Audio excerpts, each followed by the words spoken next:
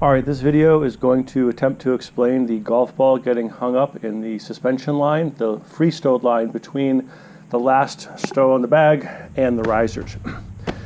The commonality in this incredibly rare event is that the suspension lines, the excess between the last stow and the risers, is typically in excess of the 2 feet or 24 inches that the manual suggests or recommends for line stowage. The reason why that's important is that you need a lot of excess line to be able to get the line caught around the golf ball and then put it back in the container and close it without it creating any unusual condition or unusual snag or tug on the bag or the container. So here's our bag with excess line above 2 feet. Let's move our way down to the sidewall of the container. Now, in a normal packing environment, once we've finished our stows, we're then going to take the bag, bring it over the back of the container, clear our bridle and our drogue, and we're going to put our risers down the sidewalls of the container. So when we go to take our left sidewalls, our left risers, to bring on the sidewall, we bring the lines quickly and aggressively over the side of the container. What can happen is you see here the golf ball and the bottom of the pack tray, they get awfully close to each other. So this is just a normal configuration, and that's by bringing the lines straight over the top of the container. If I was in a rush and I brought the lines over the left side of the container with me, maybe it looks something like this. I bring the lines over, I'm in a rush, trying to catch a 20-minute call or something, and now I've placed the lines effectively right beside the golf ball. As I go and fan out the risers, putting them down the sidewall, getting my magnets magnetized, and my keepers, so on and so on.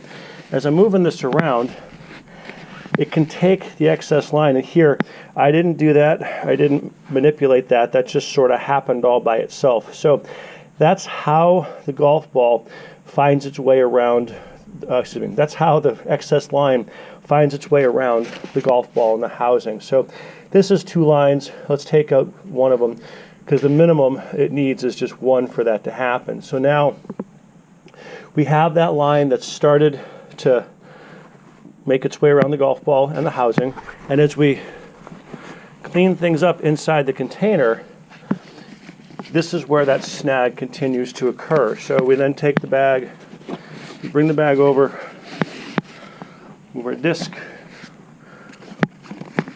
we fan our excess line inside the pack tray, we make that next stow inside the pack tray of free stowed line, put the bag down, our flap, and here we have that single line looped around. If you guys can see this here, hope this works. That single line is now looped around the golf ball and put back in the pack tray. So this is how it happens. Get my closing tool. Now please ignore the fact that my bridle's not totally scrunched right now, because I've been messing around with this during these videos.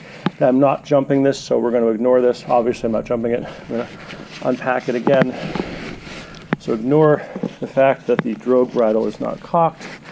That's not part of this video. Now I'm going to go ahead and close the container.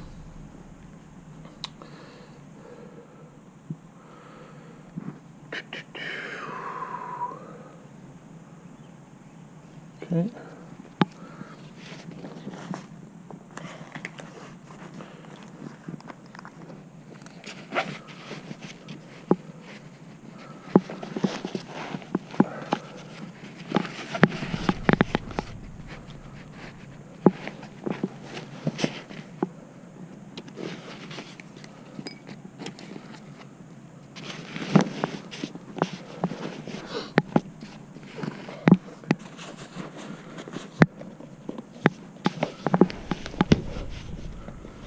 Okay.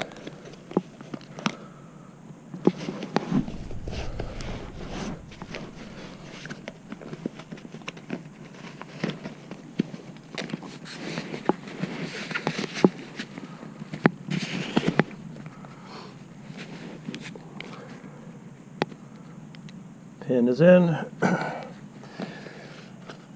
And now we have a closed pack tray. Pop this off.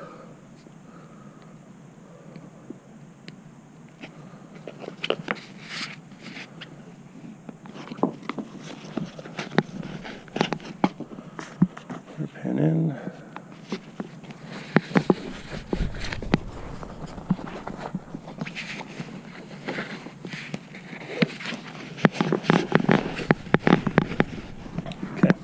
And voila. So here's the single line around the golf ball. Now, if you're looking at it from this perspective, it's visible, but not very visible. Look at it from this perspective.